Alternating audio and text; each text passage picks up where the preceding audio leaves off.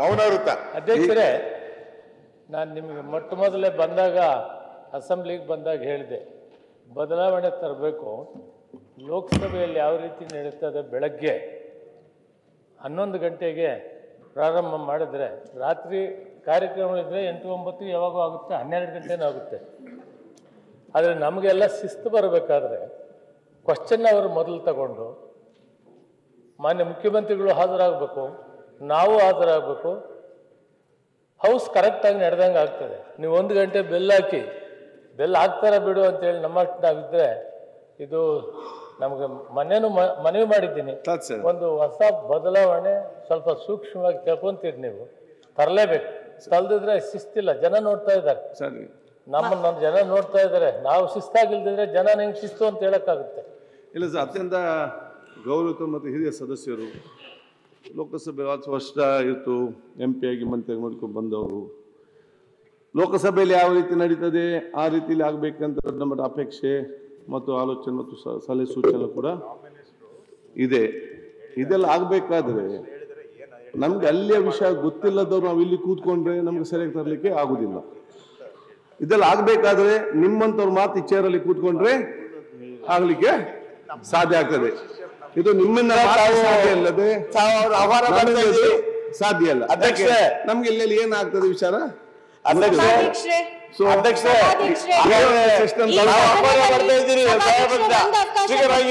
ಮಾತು ಹೇಳಲಿಕ್ಕೆ ಒಂದು ಅವಕಾಶ ಕೊಟ್ಬಿಡಿ, ಒಂದು ಮಾತು ಪ್ರಸ್ತಾಪ ಮಾಡ್ತೀನಿ. ನೀವು ಇಷ್ಟು ದಿನದಲ್ಲಿ ಸದನದಲ್ಲಿ ಬಹುಮುಖ್ಯವಾದ ಚರ್ಚೆಗಳು ನಡೆದು ಹೋಗಿದೆ. ಆದ್ರೆ ಇಲ್ಲಿವರೆಗೂ ಒಂದು ಮಹಿಳೆಯರ ಬಗ್ಗೆ ವಿಚಾರ ನಾವು ಎತ್ತಲಿಕ್ಕೆ ಪ್ರಯತ್ನ ಮಾಡ್ತಾ ಇದ್ದೀವಿ 2-3 ದಿನದಿಂದ. ಜಾತಿ ನಿಂದನೆ ಆಗ ಹೋಗಿದೆ. ಅದ್ರ ಬಗ್ಗೆ ನೀವು ಅದು ಮುಖ್ಯವಾದ ವಿಚಾರ ಅಲ್ವಾ ಈ ಸದನಕ್ಕೆ? ಅದನ್ನ ಚರ್ಚೆ ಮಾಡೋಕೆ ನಮಗೆ ಅವಕಾಶ ಕೊಡೋದಿಲ್ವಾ? ವಿರೋಧ ಪಕ್ಷದವರು ಅದಕ್ಕೆ ಏನು ಹೇಳೋದಿಲ್ವಾ? ಯಾವಾಗ ಅದು ಚರ್ಚೆಗೆ ಬರುತ್ತೆ? ಎಲ್ಲದೂ ಬಹುಮುಖ್ಯ ವಿಚಾರ. ಆದ್ರೆ ಮಹಿಳೆಯರ ವಿಚಾರ ಬಂದಾಗ ಈ ಸದನದಲ್ಲಿ ಧ್ವನಿ ಎತ್ತಲಿಕ್ಕೆ ನೀವು ನನಗೆ ಅವಕಾಶ ಕೊಡ್ತಿಲ್ಲ. ಅವ್ರು ಗಪ್ಚುಪ್ಪಾಗಿ ಕೂಡ್ತಾರೆ. ಆಯ್ತು, ಈಗ ನಾನು ಹೇಳ್ತೇನೆ. ಒಂದ್ಸಲ ನಾರಾಯಣ ಸ್ವಾಮಿ ಅವ್ರದ್ದು ಮಾಗಿ ಮುಗಿಸಿ. ಈಗ ನಾರಾಯಣ ಮೊಟ್ಟಮ್ಮರವ್ರೆ, ಯಾವಾಗ ನೀವು 3 ದಿವಸ ನಂತರ ಕಾಲಿಂಗ್ ಅಟೆನ್ಷನ್ ಕೊಟ್ಟಿದ್ದೀರಿ, ಅದನ್ನು ಮರುದಿವಸ ಅದನ್ನು ಹಾಕಿದ್ದೇನೆ ಚರ್ಚೆಗೆ. ಅವಕಾಶ ಕೊಡ್ಲಿಲ್ಲ ಅಂತಲ್ಲ, ಅಲ್ಲಿ ಚರ್ಚೆ ನಾನು ಹೇಳ್ದೆ ಕೇಳಿ. 69 ಕೊಟ್ಟಿದ್ದೇವಲ್ಲ ನಿಮ್ಗೆ. ಅದಲ್ಲ, ಸಾರಿ, 69 ನೀವು ಯಾವಾಗ ಕೂತ್ಕೊಳ್ಳಿ, 1 ಸೆಕೆಂಡ್ ಕರೆಕ್ಟ್ ಆಗಿ ಕೇಳಿ. 3 ದಿವಸ ಸೆಷನ್ ಸ್ಟಾರ್ಟ್ ಆಗಿ 3-4 ದಿವಸದ ನಂತರ ಕಾಲೇಜ್ 69 ಕೊಟ್ಟಾಗ ಇವತ್ತು ಸಂಜೆ ಕೊಟ್ಟಿದ್ರೆ ನಾಳೆ ಬೆಳಿಗ್ಗೆ ಅದನ್ನು ನಾವು ಎಜೆಂಡಾದಲ್ಲಿ ಹಾಕಿದ್ದೇನೆ. ಎಜೆಂಡಾ ಬಂದಾಗ ಚರ್ಚೆಗೆ ಬಂದ ಸಂದರ್ಭದಲ್ಲಿ 4 ಮಾತ್ರ ನನಗೆ ಅರ್ಥ ಆಗುದಿಲ್ಲ ಏನು ಕೇಳುವಂಥದ್ದು. ಈ ಕಡೆಯಿಂದ ಕೂಡ ಅದಕ್ಕೆ ಚರ್ಚೆಗೆ ಈ ಕೋರ್ಟ್ ಅಲ್ಲಿ ಮತ್ತು SIT ಅಲ್ಲಿ ಇರುವ ಇದು ಯಾವ ಆಧಾರದಲ್ಲಿ ಇದು ಕೊಡುದಂತೇಳಿ ಕೂತ್ಕೊಳ್ಳಿ, ಸ್ವಲ್ಪ ಕೂತ್ಕೊಳ್ಳಿ. ಹಾಗೆಲ್ಲ ಕೂತ್ಕೊಂಡ್ರೆ ಕೇಳಿಲ್ವಾ? ನಿಂತ್ರ ಮಾತ್ರ ಕೇಳುದಾ? ಮಾತಾಡ್ಲಿಕ್ಕೆ ಅವಕಾಶ ಮಾತಾಡಿ ನಿಂತು ಅದಕ್ಕೆ ಕೊಡುವ, ಮಾತಾಡಿ ನಿಂತು ಮಾತಾಡಬೇಕು, ಕೇಳುವ ಕೂತ್ಕೊಂಡು ಕೇಳಬೇಕು. ಆದ ಕಾರಣ ಆ ಮಾತಲ್ಲೂ ಕೂಡ ನಾವು ಅವಕಾಶ ಮಾಡಿ ಕೊಟ್ಟಿದ್ದೇವೆ. ಅದ ನಂತರ ಅಲ್ಲಿ ಈ ಒಂದು ಇಬ್ಬರ ಮಧ್ಯೆ ಕೂಡ ಚರ್ಚೆ ಒಂದು ಗದ್ದಲ ಏರ್ಪಟ್ಟಿತ್ತು. ಅದಕ್ಕಾಗಿ ನಾವು ಬಹುಶಃ ಅಲ್ಲಿ ಕೂತ್ಕೊಂಡದ್ದು ಚರ್ಚೆ ಮಾಡಿದ್ದೇವೆ. ಕೊಡ್ಲಿಕ್ಕೆ ಅವಕಾಶ ಒಂದು ನಿಮಿಷ ಅವರು ಸದಸ್ಯರಾಗಿ ಕ್ಲಾರಿಫೈ ಕೇಳಿದ ಜವಾಬ್ದಾರಿ ಅಲ್ಲ, ಕೊಡ್ಬೇಕು. ಚರ್ಚೆ ನಡೆದು ಈ ಸಂಬಂಧಪಟ್ಟಾಗೆ ನಾವು ತೀರ್ಮಾನ ಮಾಡುವಂತ ಹೇಳಿಕೊಂಡು ನಾವು ಸಭೆ ಮುಂದಾಕಿ ನಿನ್ನೆ ಕೂಡ ಎಜೆಂಡಾದಲ್ಲಿ ಬಂದಿದೆ. ಅದು ನಿನ್ನೆ ಎಜೆಂಡಾ ಎಲ್ಲಿ ತನಕ ಮುಟ್ಟಿದೆ ಅಂತ ಹೇಳಿದ್ರೆ ನಮಗೆ 169 ಕೂಡ ತಕೊಂಡು ಬರ್ಲಿಕ್ಕೆ ಆಗ್ಲಿಲ್ಲ. ಆಯ್ತು, 1 ಸೆಕೆಂಡ್ ಕೂತ್ಕೊಳ್ಳಿ, ನಾನು ಮುಗಿಸ್ತೇನೆ. ಮಹಿಳೆಯರು ಇಡೀ ರಾಜ್ಯಕ್ಕೆ ಸೇರಿದವರು, ಬರೀ ಉತ್ತರ ಕರ್ನಾಟಕ ದಕ್ಷಿಣ ಕರ್ನಾಟಕ. ಆಯ್ತು, ಆದ ಕಾರಣ ನೋಡಿ ಎಜೆಂಡಾ ನಿನ್ನೆ ನಮ್ದು ಎಜೆಂಡಾ ಏನಿತ್ತು ಅಂತ ಹೇಳಿದ್ರೆ ಬೇರೆ ಬೇರೆ ಸಬ್ಜೆಕ್ಟ್ ಎಲ್ಲ ಬಂತು. ನಮ್ಗೆ ಈ ಒಂದು 69 ಮುಂಚೆ ಒಂದು ವಕ್ಫ್ದೊಂದು ರಿಪ್ಲೈ ಆಗ್ಬೇಕಾಗಿದೆ, ಅದರ ಸರಿ ಮುಖ್ಯಮಂತ್ರಿ ಒಂದು ರಿಪ್ಲೈ ಆಗ್ಬೇಕು, ಅದ್ರ ಜೊತೆಲಿ ನಮ್ಮ ರೆವೆನ್ಯೂ ಮಿನಿಸ್ಟರ್ ನಮ್ಮ ಇದಕ್ಕೆ, ಅದರ ನಂತರ ಈ ಎಜೆಂಡಾದಲ್ಲಿ ಬರುವಂತ ವಿಚಾರ ಸಭಾಧ್ಯಕ್ಷರೇ, ನಾನು ಒತ್ತಾಯ ಮಾಡ್ತೀನಿ, ಈ ಬಾರಿ ವಿರೋಧ ಪಕ್ಷದವರು ಮತ್ತೆ ನೀವು ನಮ್ಮ ಮೇಲೆ ಸ್ವಲ್ಪ ಮಹಿಳಾ ಶಾಸಕಿ ಧ್ವನಿ ಎತ್ತುತ್ತಾ ಇದ್ದಾರೆ. ನಿಜವಾಗ್ಲೂ ಪ್ರತಿಯೊಬ್ರು ನಾನು ಅದಕ್ಕೆ ನಮ್ಮ ಪಕ್ಷದವರು ಆಡಳಿತ ಪಕ್ಷದವರು ಆಯ್ತು, ಒಂದ್ ಸೆಕೆಂಡ್. ಇಬ್ರು ಈ ಮಾತನ್ನ ಕೇಳಿಸ್ಕೋಬೇಕಾಗಿದೆ. ವಿರೋಧ ಆಯ್ತು, ಒಂದ್ ಪಕ್ಷದವರು ಅದೆಲ್ಲ ಪ್ರಾಬ್ಲಮ್ ನಿಮ್ದು. ಏನು ಅರ್ಥ ಆಗುದಿಲ್ಲ, ನೀವು ಮಾತಾಡೋದು ಅರ್ಥ ಆಗುದಿಲ್ಲ. ನಾನು ಹೇಳಿ ಕೇಳಿ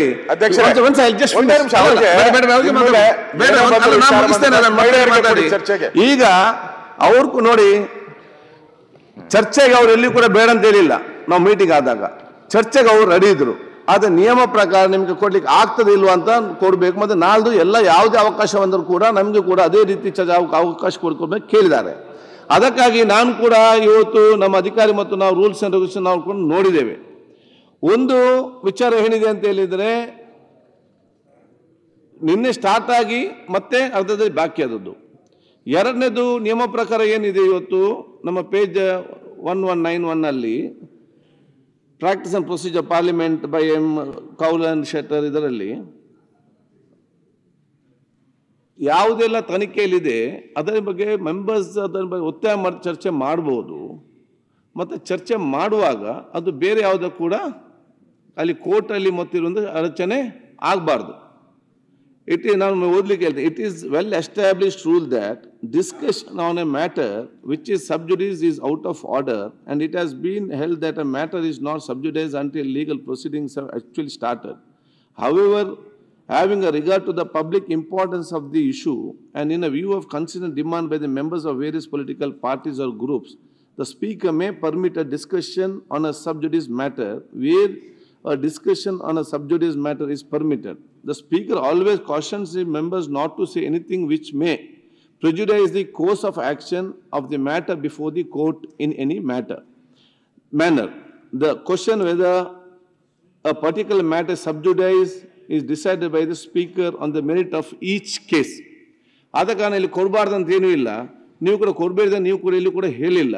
ಅದಕ್ಕೆ ನಾಳೆ ಬೆಳಿಗ್ಗೆ ಬಹುಶಃ ನಾರಾಯಣ ಮೋಟಮ್ ಅವರಿಗೆ ಅದಕ್ಕೆ ಮಾತಾಡಲಿಕ್ಕೆ ನಾವು ಅವಕಾಶ ಕೊಡ್ತೇನೆ. ಮಧ್ಯಾಹ್ನ ಅಟ್ಲೀಸ್ಟ್ ಕೊಟ್ಬಿಡಿ ಪ್ಲೀಸ್. ಮುಗಿಸ್ಬೇಕಲ್ಲ ಈಗ ನಾವು 9 ಗಂಟೆಗೆ ಸೆಷನ್ ಕರೆದದ್ದು, ನಿನ್ನೆ ಚರ್ಚೆ ಆಗಿ ಇದನ್ನು ಆಯ್ತು ನಿಮಗೆ ಚರ್ಚೆ ನೋಡಿ ಎಜೆಂಡಾ ಇದೆ. ಈಗ ಹೆಲ್ತ್ಗೆ ಯಾಕೆ ನಾವು ಆಡಳಿತ ಪಕ್ಷದವರಾಗಿ ನಾವು ಪ್ರಶ್ನೆ ಮಾಡೋದಿಲ್ವಾ ಅವರಿಗೆ? ಅವ್ರು ಹೇಳಿದ್ದಕ್ಕೆ ಅಲ್ಲ, ಹೇಳಿದ್ರ ಜೊತೆಗೆ ಆಮೇಲೆ ಅಲ್ಲ ಒಂದು ಆಡ್ ಮಾಡ್ತೇನೆ ಅಷ್ಟೇ. ಅವರು ಒಂದು ವರ್ಡ್ ಆಫ್ ಕಾಷನ್ ಅನ್ನ ತಾವು ಇಂಟ್ರೊಡ್ಯೂಸ್ ಮಾಡಬಹುದು. ವ್ಯಕ್ತಿ ಬಗ್ಗೆ ನೇರವಾಗಿ ಉಲ್ಲೇಖ ಮಾಡದೆ ಮಹಿಳೆಯರು ಯಾವ ರೀತಿ ದುರುಪಯೋಗ ಆಗ್ತಾ ಇದ್ದಾರೆ, ಮಹಿಳೆಯರ ಮೇಲೆ ಶೋಷಣೆ ಹೇಗೆ ಆಗ್ತಾ ಇದೆ, ಆ ಮಹಿಳೆಯರನ್ನೇ ದುರುಪಯೋಗ ಮಾಡಿಕೊಂಡು ಸಮಾಜದ ಸ್ವಾಸ್ಥ್ಯವನ್ನ ನಾವು ಹೇಗೆ ಕೆಡಿಸ್ತಾ ಇದ್ದೇವೆ, ಆ ವಿಷಯದ ಬಗ್ಗೆ ಮಾತಾಡಿದ್ರೆ ಎಲ್ಲೂ ಕೂಡ ಎನ್ಕ್ವೈರಿಯನ್ನ ಪ್ರೆಜುಡಿಸ್ ಮಾಡಿದಾಗೆ ಆಗೋದಿಲ್ಲ.